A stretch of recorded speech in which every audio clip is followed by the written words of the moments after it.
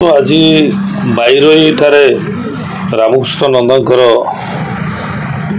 गाँ जो गाँव से जन्म होते से गाँ को मुझे ताकर स्मृति कमिटीर समस्त सदस्य माने परिवार सदस्य मानक आज भेटिली। आपण मैंने जानते किछि दिन तले गोटे सभार मोर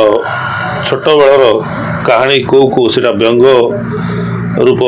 रे कहला भाया हो जाता से अनेक आलोचना समालोचना सब होता से बहुत आगुरी दुख प्रकाश करी मत बहुत बाधी जे भाया जड़े महान लेखक महान गीतकार जे छोट छोट पिला ठीक बाटर नेबाई से भविष्य गढ़ाई शिशु साहित्य को गोटे नुआ परिचय देते से मनस्थ करी जमी गाँ को जी परिवार संग भेटी एवं मोर मन जहाँ दुख अच्छी से दुख प्रकाश करी दुख जनइबी ये आज आसी समस्त को भेटिली। आज मत भी बहुत भल लगुच आज आसली एत दिन पर ये आज से श्रुति कमिटीर समस्त सदस्य माने परिवार सदस्य हिसाब से मत आपण मैंने आज गणी दिंतु रामकृष्ण नंदनकर श्रुति कमिटी जो होती आज परिवार सदस्य भाव में मत आपण मैंने आज गणना करूँ निश्चित भाव में भल मंद जिते बड़े मत मैंने मन पकड़े मुझे कार्यक्रम सामिल हेबी एवं निश्चित भाव में गोटे राज्यसभा सांसद हिसाब से सहयोगर हाथ बढ़ेबी ये प्रतिश्रुति को दूसरी। देखु राज्यसभा सांसद जी आमर रही मुन्ना खां गोटे प्रार्थना आमर जेजेबापांगर आहे दयामय विश्वविहारी जो प्रार्थनाटी गोटे सभार से कहू को किसी कथा कहीदे जहाँकि आमको गभीर आघात देता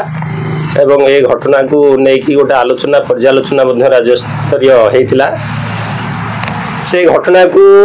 माननीय सांसद बुझीपारी से दिल्ली रे थिला बेले फोन जोगे जोगाजोग करथिले जे ये जो घटनाटी घटी अनिच्छाकृत माने कौनसी उद्देश्यमूलक नथिला बोली से फोन जोगे आलोचना करथिले एवं से प्रतिश्रुति देथिले जे काम सारी दिल्ली फेरला पर निश्चय जन्ममाटी रे पहुँचे एवं रामकृष्ण नंदन प्रति यथोचित सम्मान और श्रद्धांजलि प्रदर्शन करेंगे। आज आसी पहुँची रामकृष्ण नंदन जन्ममाटी आसी पहुँची से प्रथमे आसी रामकृष्ण नंदनकर ये माटी को भूमिष्ठ प्रणाम करथिले एवं रामकृष्ण नंदन प्रतिमूर्ति रे पुष्पमाला अर्पण करी आम मान संगे आलोचना करथिले परिवार लोक संगे आलोचना करथिले रामकृष्ण नंदनकर जो स्मृति कमिटी रही समस्त सदस्य मानक सी संबर्धित करथिले एवं से कहिथिले जे आज ठारू से रामकृष्ण नंदन परिवार जड़े सदस्य तेणु सबू कथा को भूली जावाई एवं सी राज्यसभा सांसद हिसाब से जितेबाला भी जहाँ दरकार पड़ो साहाय्य सहयोग हाथ बढ़े बोली कथा प्रतिश्रुति देते तेणु आम जहाँ अनुभव कलु से मनरे कौन ये ना तेणु ये कथा को आम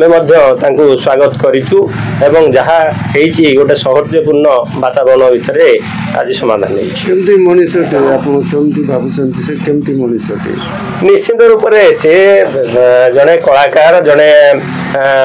प्रतिष्ठित कलाकार आम पिला बेले देखीचु फिल्म रे देखीचु पर से राजनीति की आसिले राजनीति करुँच आज मिसिला पर आम अनुभव करुचु से निश्चित रूप से जड़े भल मनीष कहीं कौ परिप्रेक्षी कि भाव से कहीदे से कथा आगू न बढ़िया भल।